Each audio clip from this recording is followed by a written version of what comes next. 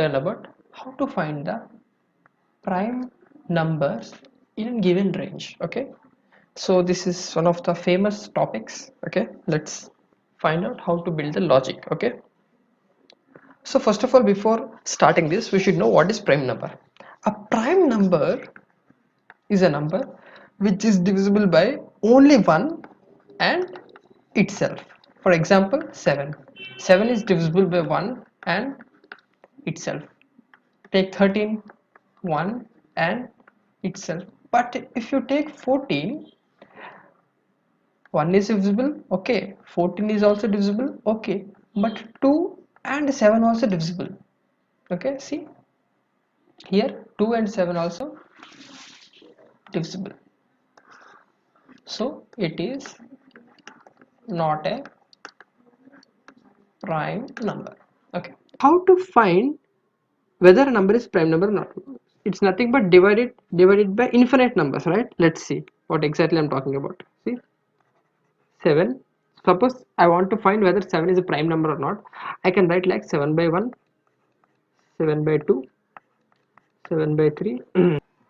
Now see, we have to divide 7 with 1, 2, 3, 4 and so on. Okay, so in that case only these should be divisible. Okay, these should be, what is meant by divisible, what I mean is it should be perfectly divisible.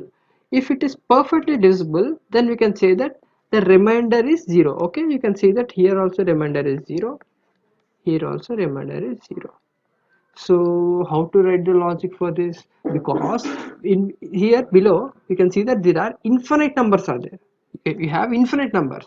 So how exactly you have to write the logic? Now use your common sense and just see from here, this case the division is definitely, it's not a, it's if you divide a number, definitely it's not become a remainder, not will become a 0, because the numerator is a smaller than the denominator. Okay, in simple words, denominator is greater than numerator. Okay, denominator is greater than numerator.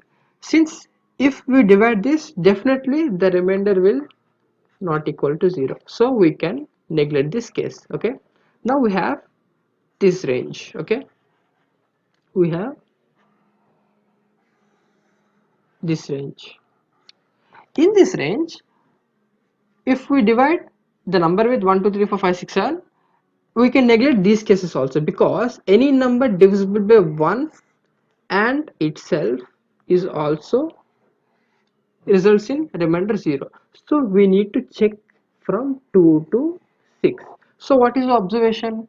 Whenever a number is given, we want to find the number whether it's a prime number or not. Simply divide it from 2, divide it from 3, so on up to divide it from, since here see 7 by 7 both are equal, which means 1 minus this, I can write like number minus 1. This is our generic formula. Okay, this is a generic formula. So how to apply this in programming? I will write that form once again, and I'll convert it this into how I'll convert. Let's see, 7 by 2, 7. Now can I write like 7 by x, where x is equal to 2? Can I write 7 by again x, where x equal to 3? Where can I write 7 by x, 7 by x and 7 by x? So from here to here you can observe that x value is incremented. So I'll increment x value, and I'll store in x. Okay, same logic here, x equal to x plus 1, x equal to x plus 1. Okay, observation. Now what is the observation? You can see that this is same as this is. Okay, see, these are nothing but repeating. So we know that whenever a code repeats itself, we can put it in a loop. Okay, so I'll write like loop. I have not defined a condition, we'll write the condition. Okay, define the loop in which I'll write 7 by x. 7 means a number which is given by the user, so I can simply replace like number by x. Okay, and next statement is x equal to x plus 1. Now what I have written, I have written this what I have written this in this form. So I need to stop this condition. How to make it stop? Let's see this previous code, I mean previous example. See, whenever this number equal to this number, which means numerator equal to denominator, which means number equal to x, okay, when both are equal, then we can stop the condition. When both are not equal, we can run the condition, which means I can write whenever the number is not equal to x, okay, when the number is not equal to x, I can simply say that this loop will run. Whenever it equal to x, it will break the loop. Up to here, I know that, okay, if it works, then how can I check whether it's prime number or not? Let's see, we have divided this number, we check whether whether its remainder is 0 or not. So how to check? Let's see, in place of division, I'll use moduli. Okay, since we want remainder, I have used moduli. Okay, ultimately here also we are taking remainder only. Okay, now come to here, I'll write an if condition. In this, if it is equal to 0, which means if it is completely divisible. If it is completely divisible, we can simply say that it is not a prime number. So why to run again, why to run again and again? Okay, just break the loop, come out of it. Okay, so you may ask, okay Pankaj, so if this is the logic, then there are two conditions in which we can break the loop. This is the first condition in which I can break the loop. This is the second condition in which I can break the loop. So okay, after breaking the loop, how can we tell whether it breaks from here or from here? So use a common sense. If the number is not equal to x, if it is equal to x, then it will break. I can simply say that if that number equal to x, we can simply say that it's a prime number. It's a prime number, or else it is not a prime number. Not prime number. So how did I conclude this? Use your common sense again. See, if you travels from here to here, okay, which means neither these values remainder is 0, that's why you came here. If suppose for example here the value is 0, then at that condition this will work. Okay, this will come out of the loop, and we know that if it is come from here, then number is not equal to x because it is never reached to x. Okay, that I mean that x value is never reached to number, what I mean. Okay, that this x value is never reached to this number, so this condition is false and this condition will true. You can print it's not a prime number. So up to here it's okay, fine. Now we'll write a program for it. Just prompt the user. I'll use like printf, enter the number, just scan that value. I'll just scan this value and I'll put it that in a variable called number. Since we know that x should be 2, right? So I'll make initially I'll write like int number and also x equal to 2. Okay, now we can see that I have run a loop.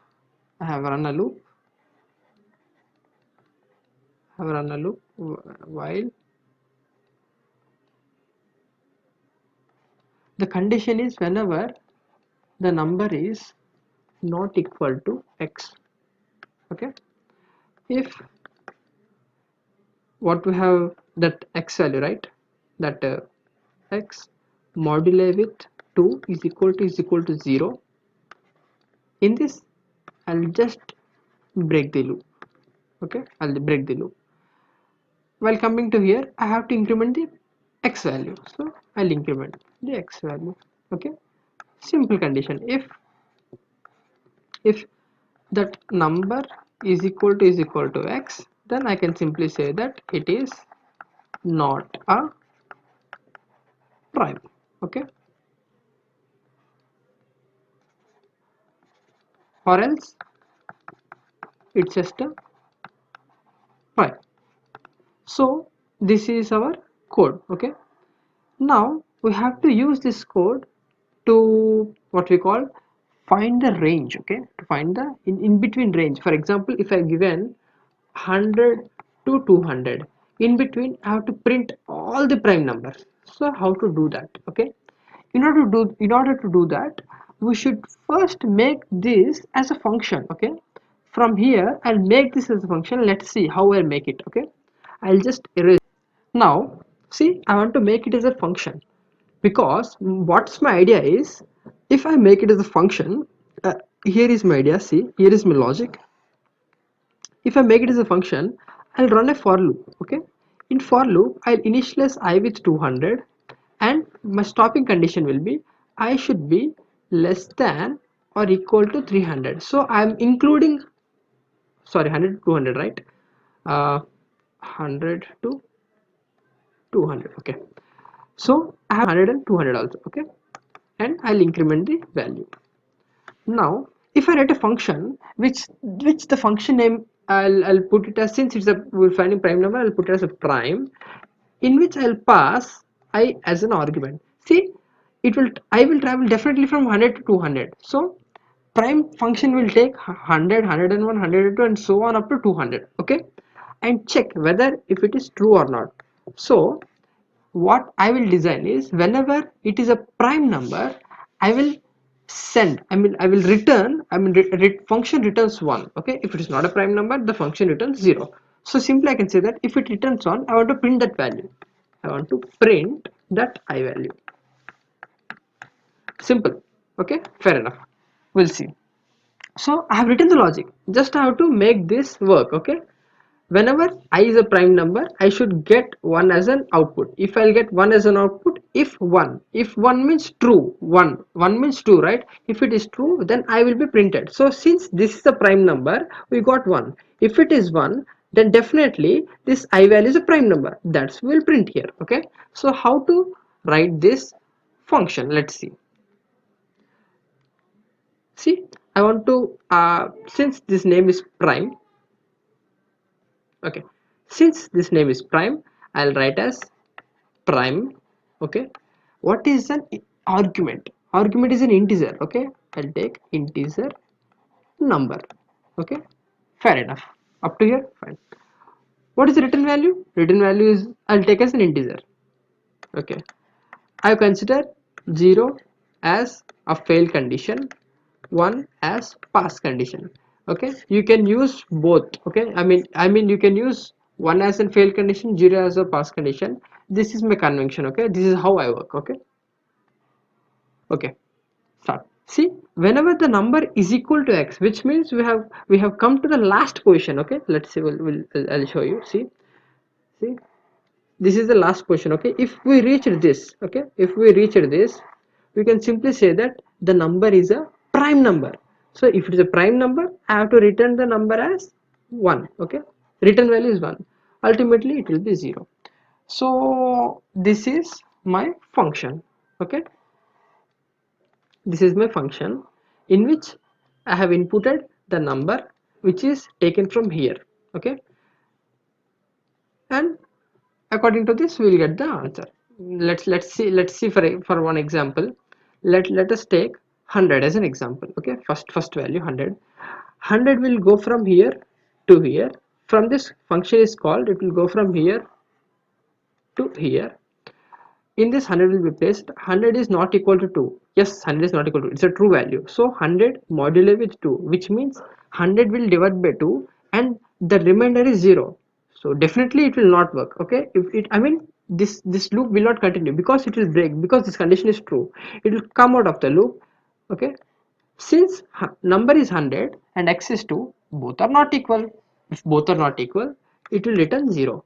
If it returns 0, this value is written as 0. If 0, then nothing will happen. Okay, if the number is 101, okay, if the number is 101, it is a prime number. Yes, 1000, I mean 101 is a prime number. Okay, if you it will iterate and it will get the value. So up to here, if you understand, up to here, if you understand this logic, you are a great student. Okay, no worries. But now I want to make it code more efficient. Let's see. First of all, I'll take 100 as an example. I will write 1 into 10, 1 into 100. It is the case, right? 1 into 100 and 2 into 50. Okay, now you can observe something here.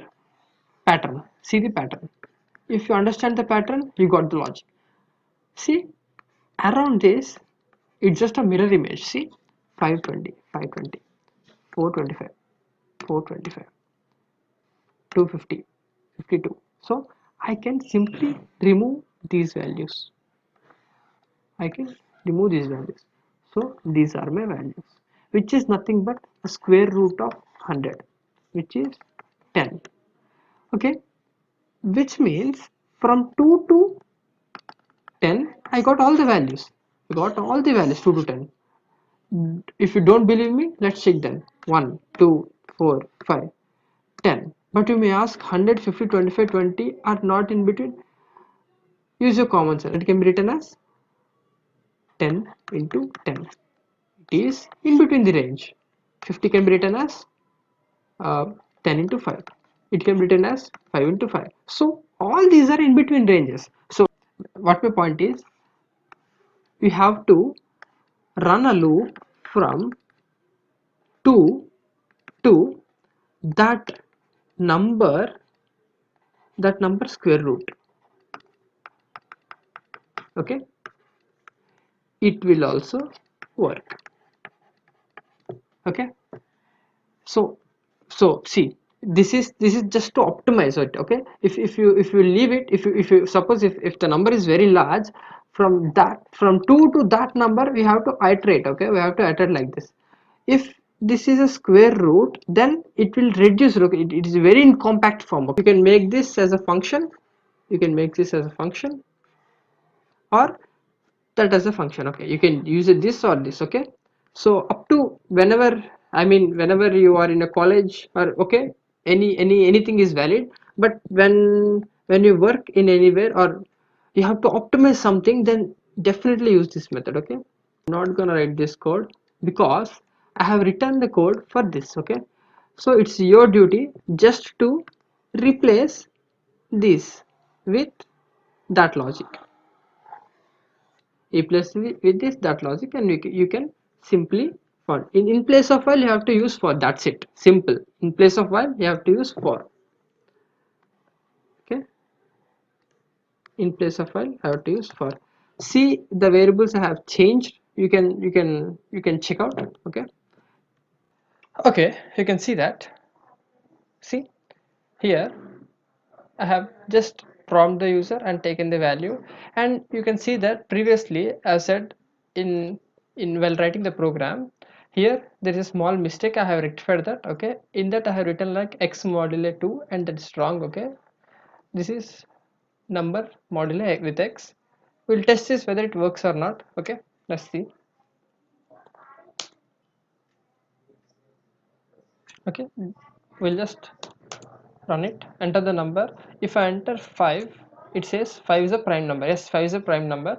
If I enter 8, 8 is not a prime number. Let's see, 8 is not a prime number. Let's check with some big value, 100. It's a not prime number. Okay, I hope you understood what I said.